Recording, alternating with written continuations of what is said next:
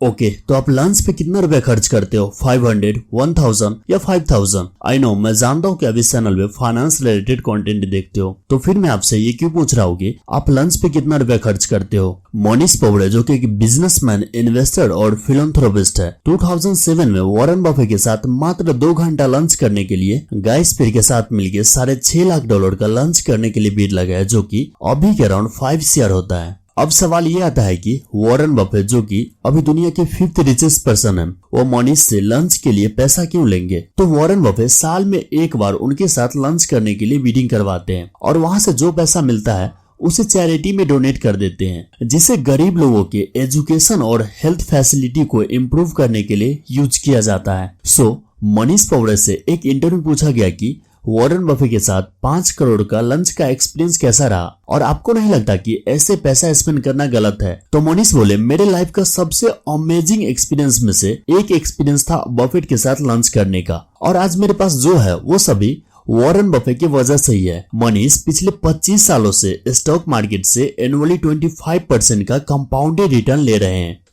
आज इस वीडियो में हम देखेंगे मनीष पोवड़े के सक्सेस स्टोरी, इन्वेस्टमेंट स्ट्रेटेजी और कैसे मनीष पोवड़े ने वॉरेन बफे को कॉपी करके 1400 करोड़ का वेल्थ बनाए। 12 जून 1964 को मुंबई में मिस्टर पोवड़े का जन्म हुआ। मिस्टर पोवड़े कहते हैं, स्कूलिंग के दौरान मैं पढ़ने में बहुत वीक था। इवन क्लास में अगर 50 बच्चे होते तो मेरा रैंक 48-49 आता था, लेकिन जब एक बार क्लास में टेस्ट हुआ और मेरा रैंक फिर से 48 आया तो टीचर मुझे अपने पास बुलाए और मुझसे कहा, देखने में तो तुम बहुत इंटेलिजेंट लगते हो, ऐसे में तुम्हारा IQ 180 होना चाहिए, फिर तुम पढ़ने में इतने वीक क्यों हो? मनीष कहते हैं, टीचर जब ये बात मुझे बोली तो मैं बहुत ज्यादा कॉन्फिडेंट फील करने लगा और फुल अटेंशन के साथ पढ़ाई पे फोकस करने लगा। रिजल्ट ये हुआ कि मैं पढ़ने में धीरे धीरे बहुत तेज होने लगा, यहाँ तक कि उसके बाद से जब भी क्लास में कोई टेस्ट होता तो टॉप में ही करता। स्कूलिंग खत्म करके मिस्टर पोवड़े हायर एजुकेशन के लिए US चले गए, जहाँ उन्होंने साउथ कैरोलिना यूनिवर्सिटी से bachelor of science degree in electrical engineering करी। उसके बाद हार्वर्ड बिजनेस स्कूल से MBA से अपना एजुकेशन कंप्लीट करा। मिस्टर पोवड़े अपना एजुकेशन कंप्लीट करके टेल्सलैब कंपनी में जॉब करे। देन उसके बाद जॉब से कुछ अमाउंट सेविंग करके और क्रेडिट कार्ड से 70,000 उधार लेके एक IT कंपनी स्टार्ट करे, जिसका नाम ट्रांसटेक था। मिस्टर पोवड़े 1991 में जॉब क्विट करके IT कंपनी ट्रांसटेक को स्टार्ट करा और 2000 में कर्ट सेलोमैन एसोसिएट को $20 मिलियन में सेल कर दिए। मिस्टर पोवड़े से जब एक इंटरव्यू पूछा गया कि आपने ट्रांसटेक कंपनी को क्यों सेल कर दिए, इस पे मिस्टर पोवड़े काफी अमेजिंग बात कहते हैं। मिस्टर पोवड़े कहते हैं, जब मैं मंडे मॉर्निंग को उठता हूँ और अगर ऑफिस जाने के लिए एक्साइटेड नहीं होता हूँ तो मैं 2 काम करता हूँ। नंबर 1, या तो मैं उस दिन ऑफिस नहीं जाता हूँ। नंबर 2, या तो मैं कभी ऑफिस नहीं जाता हूँ। मनीष कहते हैं, मेरे लाइफ में ऐसा 2 बार हुआ है। पहली बार जब मैं टेल्सलैब में जॉब कर रहा था तो उस समय जॉब से रिजाइन देके मैं अपना बिजनेस शुरू करा था, और दूसरी बार जब मैं 1994 में मिस्टर वॉरेन बफे के बारे में जाना। अब ऐसा नहीं था कि ट्रांसटेक कंपनी को ऐसे ही सेल कर दिया। 1994 से 2000 तक मिस्टर वॉरेन बफे के बारे में स्टडी करने के बाद स्टॉक मार्केट के बारे में मेरा इंटरेस्ट ज्यादा हो गया था, इसलिए मैंने कंपनी को सेल करने का डिसीजन लिया। मिस्टर पोवड़े कहते हैं, जब मेरा इंटरेस्ट स्टॉक मार्केट में ज्यादा हो गया तो इसे सीखने के लिए मैंने वॉरेन बफे को एक लेटर लिखा कि वो मुझे अपने साथ काम करने के लिए रख ले, मैं उनके साथ फ्री में काम करने के लिए रेडी हूँ। ये लिख के मैंने उनको भेज दिया। जब कुछ दिनों बाद वॉरेन बफे का लेटर मुझे मिला तो उसमें लिखा था कि मुझे ये जान के बहुत अच्छा लगा कि आप मेरे साथ काम करना चाहते हैं, लेकिन आई एम सो सॉरी, मैं प्रोडक्टिव काम अकेला ही करना चाहता हूँ। मोनिश कहते हैं, मुझे जान के बहुत दुख हुआ, लेकिन फिर मुझे पता चला कि वॉरेन हर साल अपने इन्वेस्टर को लेटर लिखते हैं और उनके ऊपर कई सारे बुक लिखी गई है जिसमें उनके इन्वेस्टमेंट स्ट्रेटेजी शेयर की गई है। मुझे बफेट के बारे में यहाँ तक पता चला कि बफेट अपने पार्टनर चार्ली मंगर के साथ बर्कशायर हैथवे एनुअल मीटिंग करते हैं, जिसमें इन्वेस्टर के क्वेश्चन का जवाब देते हैं। 1994 से अभी तक ऐसा एक भी साल न गया हो जिसमें मैंने Berkshire Hathaway annual meeting attend न करा हो। मनीष कहते हैं, बफेट के biography, annual letter and Berkshire Hathaway के एनुअल मीटिंग अटेंड करने के बाद मुझे उनसे 8 अमेजिंग लेसन मिला। Lesson number 1, focus on buying high quality business at a significant discount to their intrinsic value। Manish कहते हैं, किसी कंपनी में इन्वेस्ट करने से पहले अगर आपको वो कंपनी इंट्रिंसिक वैल्यू से कम में नहीं मिल रहा है तो आपको उसमें इन्वेस्ट नहीं करना चाहिए, इसका मतलब ये नहीं है कि अगर कोई कंपनी का इंट्रिंसिक वैल्यू 100 रुपया है और आपको वो कंपनी 95 रुपया मिल रहा है तो आपको उसमें इन्वेस्ट कर देना चाहिए। जब तक उस कंपनी का इंट्रिंसिक वैल्यू से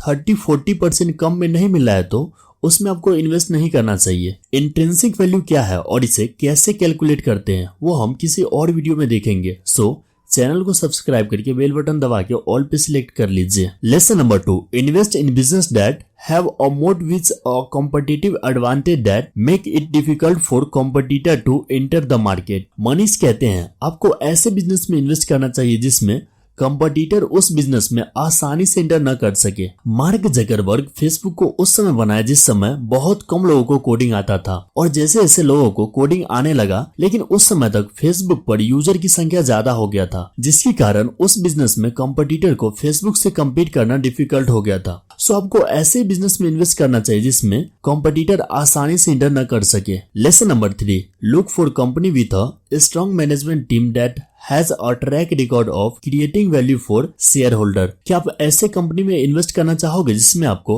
रिटर्न मिलने की पॉसिबिलिटी 10% हो और आपको लॉस होने की पॉसिबिलिटी 90%? नहीं ना, मिस्टर पवराय कहते हैं आपको ऐसे कंपनी में इन्वेस्ट करना चाहिए जिसमें आपको रिटर्न मिलने की पॉसिबिलिटी 90% हो और लॉस होने की 10%। Lesson number 4, invest in company with a simple and understandable business model that is easy to explain. किसी कंपनी में इन्वेस्ट करने से पहले अगर आप वो बिजनेस के बारे में किसी 5 साल के बच्चे को अच्छे से नहीं समझा पाते हैं तो आपको उसमें इन्वेस्ट नहीं करना चाहिए। दैट मीन्स आप उसी बिजनेस में इन्वेस्ट करें जिस बिजनेस का बिजनेस मॉडल आपको समझ आए। Lesson number 5, use a concentrate portfolio approach and invest in a small number of high conviction idea. Mister Pabrai कहते हैं मैं उसी कंपनी में इन्वेस्ट करता हूं जिसमें मुझे लगता है कि ये कंपनी हाई रिटर्न दे सकती है और इसीलिए मैं कम कंपनी में इन्वेस्ट करता हूं लेकिन वो हाई क्वालिटी बिजनेस होता है और इसीलिए मिस्टर पवराय के पोर्टफोलियो में सिर्फ 4 स्टॉक है। लेसन नंबर 6, बी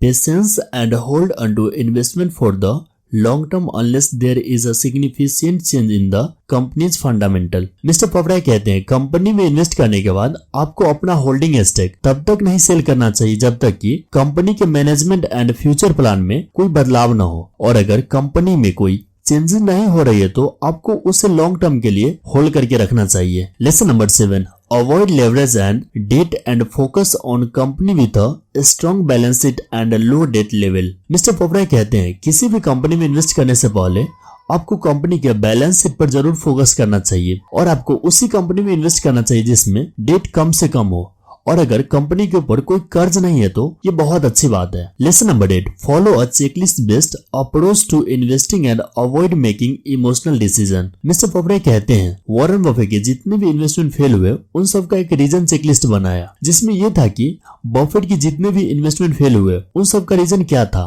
और जब भी मैं किसी कंपनी में इन्वेस्ट करता तो वो गलती दोबारा नहीं करता। शुरू में जब इन्वेस्टमेंट चेकलिस्ट बनाया तो उस समय 90 चेकलिस्ट था लेकिन आज 90 से बढ़ के 150 चेकलिस्ट हो गया और अगर किसी कंपनी में इन्वेस्ट करने से पहले इसमें से कोई एक भी चेकलिस्ट फुलफिल नहीं होता है तो उस कंपनी में मैं इन्वेस्ट नहीं करता हूँ। मिस्टर पवराय कहते हैं कंपनी में इन्वेस्ट करने से पहले आपको इमोशनल डिसीजन नहीं लेना चाहिए। सो ये है मिस्टर मनीष पवराय के 8 अमेजिंग लेसन जो वॉरेन बफे के लिखे शेयर होल्डर को एनुअल लेटर, उनके ऊपर लिखी बुक एंड बर्कशायर हैथवे के एनुअल मीटिंग अटेंड करने के बाद मिली लेसन जिसे अप्लाई करके मनीष पवराय आज 1400 करोड़ का वेल्थ क्रिएट किए। मिस्टर पवराय ने इसे भी कॉपी कर लिया। 1999 से मिस्टर मनीष पवराय इन्वेस्टमेंट फंड चला रहे हैं और इसका फी स्ट्रक्चर भी सेम है। मिस्टर मनीष अपने इन्वेस्टर से इन्वेस्टमेंट फी तभी लेते हैं जब उनके इन्वेस्टर को प्रॉफिट होता है और अगर प्रॉफिट नहीं होता है तो मिस्टर मनीष फी नहीं लेते हैं। वॉरेन बफे भी अपने इन्वेस्टर से 6% प्रॉफिट पे कोई फी चार्ज नहीं करते थे और अगर 6% से ज्यादा प्रॉफिट होता था तो प्रॉफिट का 1/4 मींस 25% चार्ज करते थे। मिस्टर मनीष भी इसी स्ट्रक्चर को फॉलो किए। मिस्टर पवराय कहते हैं मुझे ऐसा लगा कि वॉरेन बफे ये स्ट्रक्चर खुद बनाए लेकिन बाद में मुझे पता चला कि वॉरेन बफे भी ये स्ट्रक्चर अपने गुरु बेंजामिन ग्राहम से कॉपी किए थे और जब मिस्टर पवराय वॉरेन बफे को कॉपी करके 1400 करोड़ कमा लिए तो सोचिए इतने सारे पैसों का वो क्या करेंगे, तो इसके लिए भी बफेट को कॉपी कर लिए।